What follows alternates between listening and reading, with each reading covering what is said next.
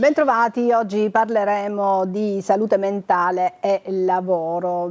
Recentemente è arrivata una svolta con l'approvazione di alcune norme importantissime che favoriscono l'inserimento nel mondo lavorativo delle persone che hanno delle disabilità psichiche. Ne parleremo subito con uno psichiatra, il dottor Fiorentino Troiano, che fa parte anche è un componente del gruppo della salute mentale dell'assessorato regionale alla salute. Ben trovato, dottor Troiano. Grazie perché so che lei si è speso molto per completare un iter che era atteso da anni dalle famiglie delle persone con disabilità. Ma ne parliamo anche con il dottor Gaetano Sgarlata, che è in collegamento con noi, che è il presidente regionale di Si Può Fare per il lavoro di comunità. Grazie per essere qui con noi. E la professoressa Anna Maria Catalano adesso è in pensione, è stata una dirigente scolastica, quindi il mondo della scuola lo conosce molto bene, ma è anche madre di persona con disabilità e quindi ci può raccontare la sua esperienza con un figlio con queste problematiche, cosa sta accadendo in questo periodo dopo l'approvazione di queste norme.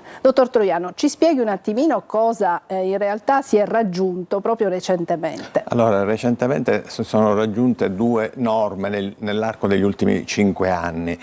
Quella più recente, che è praticamente di qualche mese, un mese fa, è un emendamento che è stato presentato dall'onorevole Chinnici del PDS e dall'onorevole De Luca del Movimento 5 Stelle, un emendamento congiunto che abolisce quello che era una discriminazione nei confronti delle persone con disabilità psichica. Nei concorsi pubblici la riserva per le persone con disabilità che esiste prevedeva un'esclusione addirittura delle persone con disabilità psichica, quindi era veramente una discriminazione molto forte nei confronti di una platea enorme di persone che sicuramente sono, molte delle quali sono sicuramente per quale è possibile andare a lavorare. L'emendamento capovolge questa situazione e dice che all'interno della quota di posti che deve essere per legge riservata soprattutto nelle strutture pubbliche. E di solito sono aziende anche private? No, che no, però la norma coinvolge in prima persona le strutture pubbliche. Poi il privato diciamo può aggregarsi, ma la norma è specifica per le strutture pubbliche e addirittura prevede al contrario una riserva, così come è previsto per le persone sordo o non vedenti, una riserva specifica per le persone con disabilità psichica. Quindi nei prossimi concorsi verrà eliminata questa discriminazione e verrà inserito invece questa possibilità con una riserva specifica per le persone con disabilità psichica. Questo è un emendamento, diciamo, negli ultimi giorni che è diventato legge per la Sicilia, quindi è un grosso passo in avanti da un punto di vista sociale, lavorativo, per persone che finora erano discriminate da un punto di vista legale. L'altro aspetto è quello del budget di salute, che è una norma diciamo che negli ultimi 5 anni via via è stata attuata ed è una norma che prevede, unico caso in Italia, in questo la Sicilia ha un primato legislativo, che questa attività riabilitativa, che prevede anche un inserimento lavorativo oltre che sociale e abitativo, abbia un finanziamento specifico dello 0,2, un emendamento che è stato questo approvato, quindi c'è un finanziamento ad hoc. Diciamo che su questa cosa la norma esiste dal 2019, anche qui sono stati 2 deputati dei 5 Stelle che hanno approvato questo emendamento, hanno proposto questo emendamento, scusate, però c'è stato un grosso problema in Sicilia, che questa norma veniva disattesa. E siamo arrivati a un blocco di circa 40 milioni di euro non utilizzati, quindi una cifra notevole se pensiamo cosa vuol dire, no? Una cosa di questo tipo, e però diciamo che nell'arco degli ultimi 2 anni, a seguito di di un intervento che abbiamo fatto, dico io assieme all'onorevole De Luca abbiamo girato tutte le aziende con tutti i nuovi direttori generali, quindi quelli di nuova nomina. Quindi e stiamo devo parlando di ASP e di sì, ospedali, no, o soprattutto le ASP? Le ASP dove ci sono i dipartimenti di salute certo, mentale. esatto. Diciamo, il giro che è stato fatto nell'ultimo anno ha prodotto uno sblocco di questa situazione. E questo mi sembra un passaggio importantissimo. Importante perché permette... E so che c'è stata proprio anche dal punto di vista politico questa volta un concorso, diciamo, sì. ecco, magari l'idea è venuta, però poi c'è stata una comunità. Poi gli emendamenti chiaramente quando passano con l'approvazione, un'approvazione di tutti, però è giusto dire chi si prende il merito, chi si prende il merito di approvarli. Dico, ma soprattutto volevo segnalare la disponibilità che c'è stata dei direttori generali di nuova nomina, perché quelli vecchi chiaramente avevano il privilegio di aver fatto 40 milioni di buco, questi nuovi invece c'è un grosso impegno che stanno mobilitando per sbloccare tutti questi soldi che in realtà erano bloccati da parecchi anni. Esatto, e quindi adesso io vorrei soprattutto consigliare e chiedere ai nostri telespettatori di utilizzare il 342 74 55 005, perché se avete delle domande, dei dubbi, potete rivolgerli al dottor Troiano ma anche ai nostri ospiti con un messaggio. E allora io andrei adesso dal dottor Sgarlata. La vostra associazione plaude a questi emendamenti, ma adesso bisogna fare altri passi in avanti. Parliamo di piante organiche, parliamo di comunità terapeutiche, insomma il problema non si risolve tutto così. Le norme ci sono, i soldi da quel che capisco sono stati adesso sbloccati, le aziende sembrano ben disposte ad accogliere queste persone con disabilità psichica. Voi come associazione come vedete attualmente la situazione? Allora, si fa fatica a parlare con i decisori politici perché non rispondono alle nostre richieste, anche se facciamo parte ormai da 6 anni di tavoli regionali, interloquiamo saltuariamente, ma tutto questo avviene tramite soltanto dopo manifestazioni, dopo conferenze stampa, dopo iniziative che dobbiamo fare perché alla base c'è un disinteresse non solo dei decisori politici, ma abbiamo l'impressione proprio anche di tutti gli uffici che in particolare nel settore sanità dovrebbero essere molto attenti su tutto questo discorso.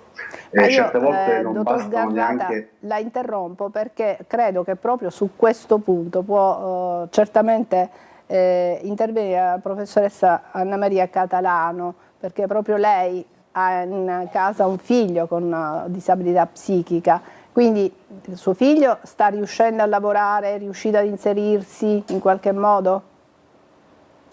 Mio figlio ha avuto possibilità di accedere a un tirocinio formativo presso una struttura privata che è un ristorante in mano a un'associazione che si chiama Molti Volti a Palermo, e ha fatto un tirocinio di 1 anno, al termine del quale si sarebbe dovuta attivare la prosecuzione per il 2° anno previsto alla norma.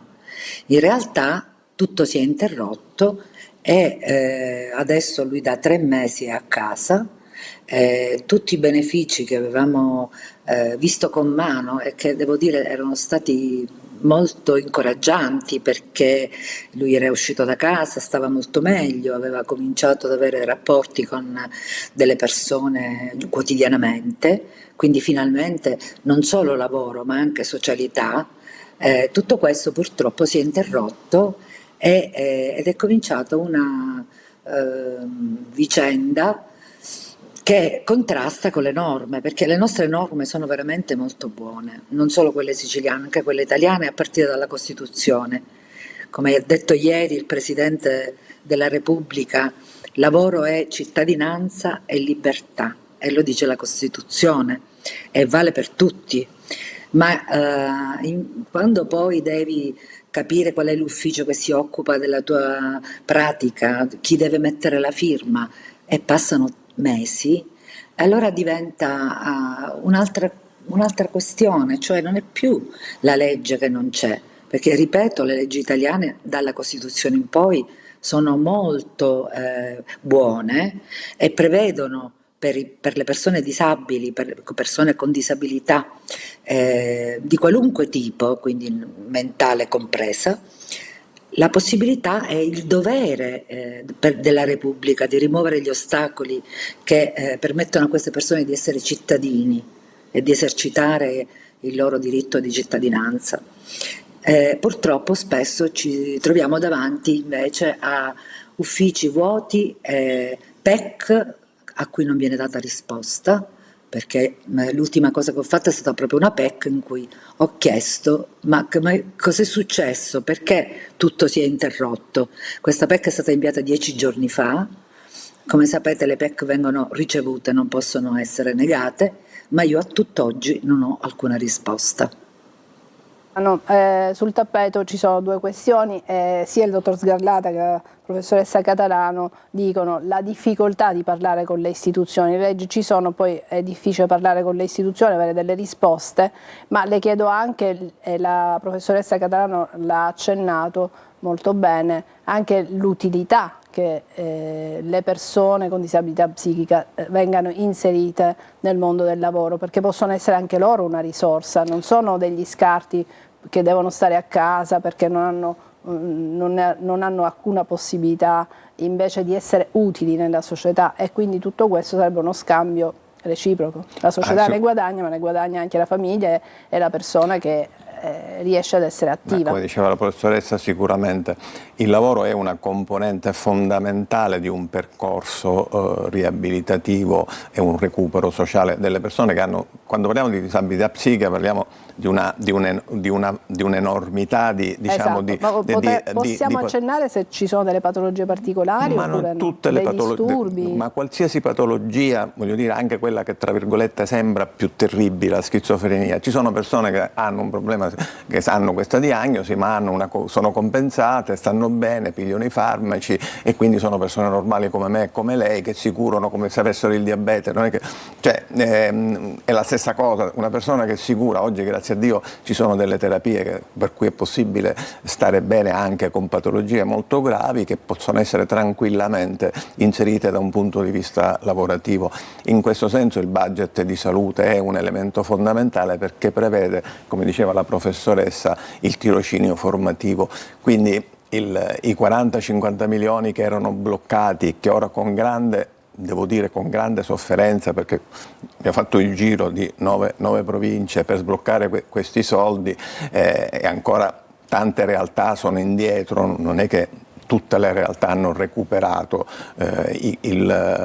questo gap economico, sicuramente, però certo è un percorso che è iniziato. La Sicilia da questo punto di vista ha una legge estremamente innovativa, finanziata, ora anche l'emendamento approvato dall'onorevole Chinnici, l'onorevole De Luca sull'inserimento lavorativo, quindi c'è un complesso che permette sicuramente di superare questa, certo, tra virgolette, paura della persona con disagio psichico. Ripeto, tutte le persone con disagio psichico, al di là di quelle diagnosi che possono, tra virgolette, spaventare, oggi sono persone che si curano, stanno bene.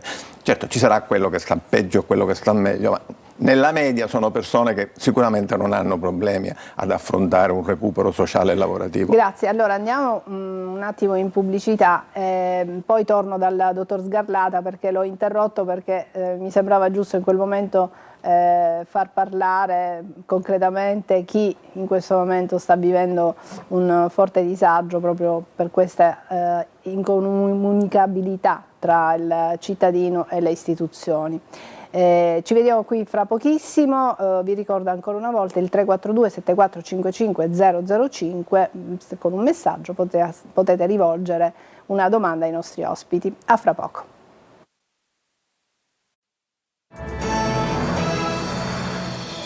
Eccoci, stiamo parlando di disagio psicologico, psichiatrico e di persone con disabilità e il mondo del lavoro. In collegamento abbiamo la professoressa Anna Maria Catalano, che è madre di una persona con disabilità psichica, il dottor Gaetano Sgarlata, che è presidente di un'associazione e presidente regionale di Si Può Fare per il lavoro di comunità, e in studio il dottor Troiano, che è uno psichiatra ed è anche componente del gruppo salute mentale dell'assessorato regionale alla salute. Dottor Sgarlata, allora abbiamo capito, la legge c'è, i soldi sono stati sbloccati, il dottor Troiano ci sta dicendo che il giro delle ASP è stato compiuto, insomma sono state sollecitate eccetera, ma veniamo a un punto, sappiamo quanti pochi sono i medici, gli psichiatri, ecco, tutto questo come si inserisce in questo contesto? Queste difficoltà io immagino come associazione le vivete, le toccate con mano. Noi le tocchiamo con mano, ma penso che durante la lettura di un giornale o di un telegiornale vediamo in continuazione fatti di cronaca e statistiche. Per esempio vorrei soffermarmi su 2 punti in particolare. Il disagio giovanile dal Covid in poi è aumentato del 30%. La seconda causa di morte per gli adolescenti è il suicidio. Aumentano i disturbi della condotta alimentare, il ritiro sociale, chiusi a casa, il hikikomori, il cosiddetto hikikomori. Certo, sono tanti disagi, aumentano anche diciamo, gli atti di aggressione, come abbiamo visto nella cronaca, e in tutto questo non si fa nulla per questa emergenza adolescenziale. Le piante organiche, come lei accennava prima, sono estremamente carenti, sono vecchie, non si considera la presenza adeguata di personale non medico e non infermieristico, perché non ci sono psicologi, assistenti sociali, terapisti della riabilitazione, educatori, pedagogisti. Quindi viviamo una situazione dove i centri di salute mentale, per chi non è addetto, diciamo, non conosce bene l'organizzazione sanitaria della salute mentale, che dovrebbero essere la regia di tutto questo mondo e di tutti questi progetti e delle varie patologie che ci sono e che riguardano un po' tutte le famiglie. Sappiamo come al nostro interno c'è questo disagio. Ecco, i centri di salute mentale sono diventati sempre di più degli ambulatori di psichiatria, non per demerito degli operatori, ma per mancanza di uomini, e quindi si è costretti soltanto a delle cure momentanee di tipo sanitario per cercare di affrontare le situazioni, e non c'è più quella regia del centro di salute che affronta tutto: disagio giovanile, patologie, doppie diagnosi. Spesso oggi la patologia psichiatrica si accompagna alle dipendenze patologiche, quindi all'uso di sostanza, di alcol, eccetera. E tutto questo ovviamente lascia una situazione di grave difficoltà, che sfocia in rari casi, per fortuna, anche in atti di reato, che dovrebbero essere poi affrontati a sua volta dalla società, e che li affronta in maniera inadeguata, perché per esempio ci sono delle REMS, ma ci sono 300 persone in tutta Italia in lista d'attesa.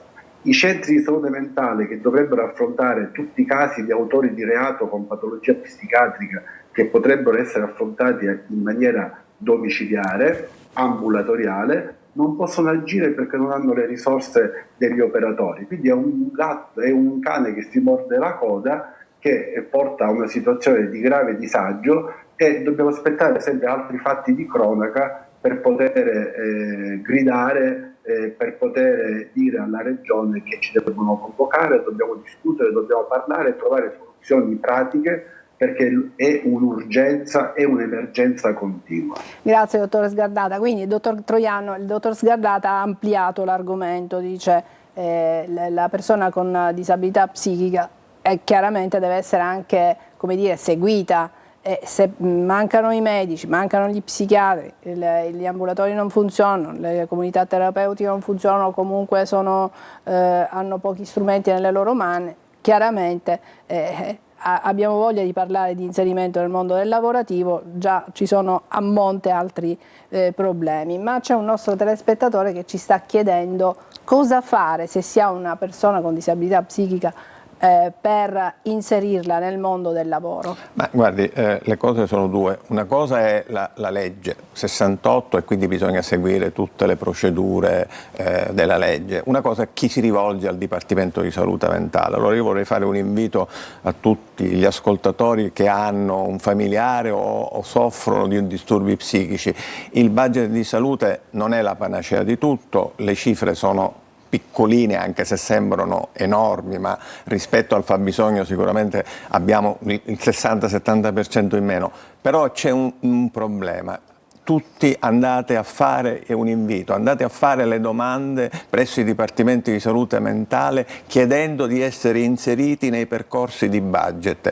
Deve esserci una pressione sociale rispetto a questa esigenza. Per fare un esempio, il direttore generale dell'ASPA di Catania giustamente chiedeva: ma qual è il fabbisogno? Il fabbisogno viene determinato dalle richieste. Più richieste ci sono e più si capirà quanto è poco questo 0,2 che è stato aumentato con un emendamento dell'onorevole De Luca allo 0,22, ma è sempre estremamente poco se per esempio si raffronta a quello che è per l'autismo, che è lo 0,4, quindi abbiamo anche all'interno della salute mentale delle discrepanze, cioè una larghissima fascia di utenza che ha lo 0,22, un'altra fascia ha lo 0,4, quindi e comunque lo 0,4 è insufficiente, quindi siamo su livelli dico un numero per capirci quant'è la differenza. I casi, l'ASP di Trapani ha determinato il fabbisogno, allora a fronte di circa 300 budget di salute fatti negli ultimi anni, loro hanno 3.000 casi che andrebbero trattati con budget di salute. Quindi 3.000 persone che dovrebbero trovare un posto di lavoro. Però se 3.000 persone fanno la richiesta al direttore generale arriva la spinta del fabbisogno, quindi l'invito è chiunque abbia questo, sia seguito da un dipartimento di salute mentale, si informi, può fare una richiesta scritta banalmente, dire io sottoscritto chiedo di essere inserito in un budget di salute mentale, poi il dipartimento deciderà come eventualmente inserirlo. Ma non c'è come dire, una selezione in qualche modo? La selezione c'è, ma ripeto, la selezione sui numeri che ho detto, le cifre sono oggi... Sì, ma come avviene questa selezione? La selezione c'è una procedura che è determinata, il Dipartimento analizza il caso, lo valuta e determina la tipologia di intervento che deve essere fatta. E anche il tipo di lavoro che può effettuare? Il tipo di lavoro poi viene scelto successivamente sulla base di un'ulteriore valutazione fatta assieme all'utente e al Dipartimento. Professoressa Catalano, lei può dare dei consigli? Abbiamo capito che la burocrazia è incredibile, quindi però ecco, sì, diciamo, il primo potrebbe essere: per favore rispondete alle PEC. L'invito dovrebbe essere quello senz'altro. Però è vero che io sono stata molto aiutata dai consigli che ho ricevuto da persone non siciliane. Sì, cioè da centri di salute mentale di altre regioni. Una delle cose importanti, per esempio, è quando ci sono esordi anche in età diciamo evolutiva, quindi nei ragazzi, è quello di non trascurare assolutamente il problema e immediatamente attivare tutto quello che la legge consente. E per esempio una delle cose importanti è quella di avere una certificazione della condizione di salute, quindi una legge 104 che oggi è stata aggiornata con una legge più recente e anche più come dire, una legge molto importante, che è la 62 del 2024, ma è importante che queste persone si facciano certificare. Adesso la procedura è affidata all'INPS e l'INPS dà in un'unica soluzione, valuta il livello di disabilità, il livello di bisogni, cosa è necessario fare. Questo è molto importante. A volte per i genitori è difficile accettare che il proprio figlio sia portatore di disabilità e quindi resistono a questa procedura, ma è indispensabile per poter accedere poi a tutto quello che le leggi prevedono. Però se mi consente, io vorrei dire anche un'altra cosa, che il problema della salute mentale è un problema di contesto, cioè quello che ha fatto Basaglia quando ha chiuso i manicomi è stato quello di far capire che doveva cambiare la società. doveva essere una società che la smetteva di avere uno stigma nei confronti delle persone che soffrono di problemi mentali, come non ha stigma nei confronti dei diabetici o di altro tipo di malati cronici, e che quindi il lavoro grosso che fa la nostra associazione, per esempio, lo dirà meglio di me il dottore Sgarlata, è proprio quello di combattere lo stigma e di creare una società che accolga le persone, perché non bastano le leggi.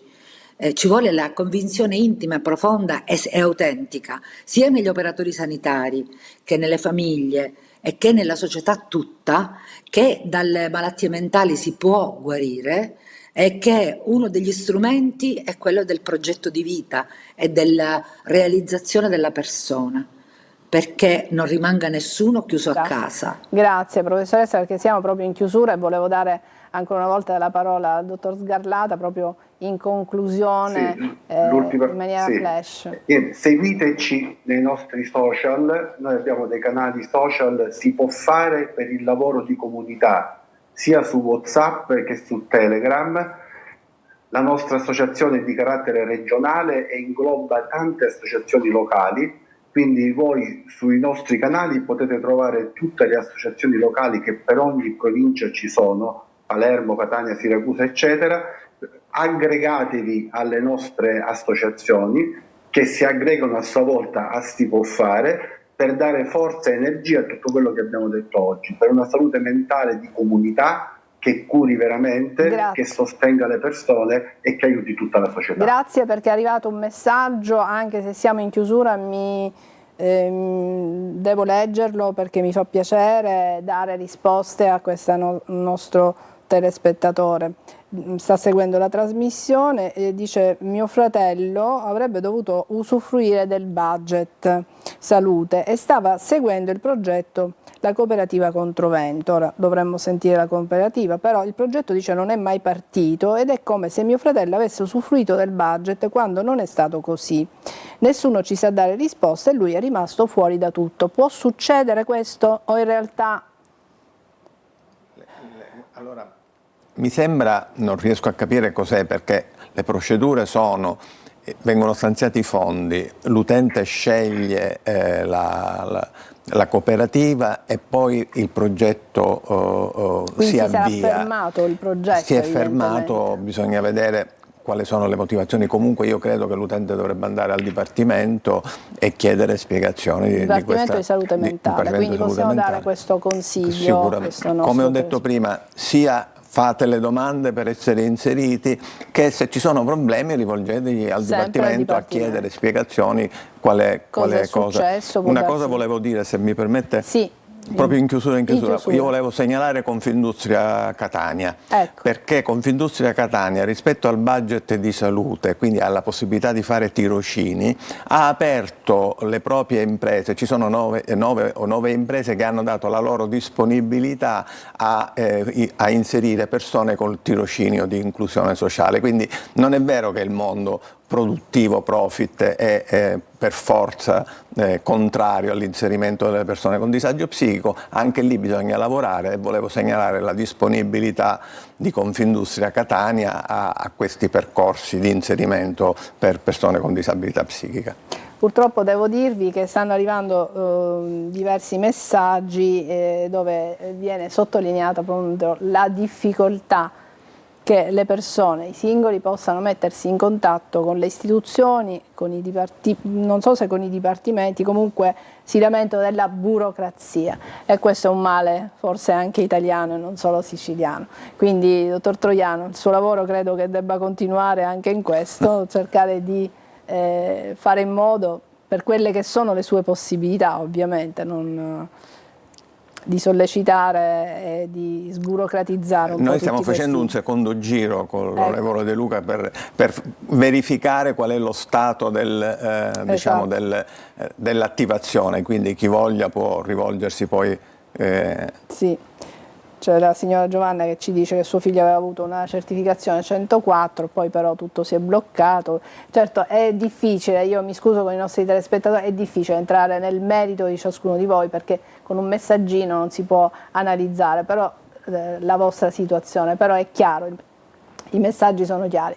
ci sono delle difficoltà per accedere sono delle ai resistenze, tirocini, diciamo. ci sono delle resistenze, però dei passi sono stati fatti, sono anche passi importanti, quindi bisogna proseguire e, come dice il dottore Troiano, intanto fate le domande, inserite, così emerge la necessità e il bisogno, il fabbisogno, e poi pian piano tutti insieme, assieme alle associazioni, al volontariato, agli psichiatri, ai medici, insomma, si cerca di andare avanti. Grazie ai nostri ospiti, Grazie a voi. Grazie al dottor Troiano, grazie alla professoressa Catalano, al dottor Sgarlata, grazie alla regia e grazie anche a voi che ci avete seguito fin qui. Alla prossima.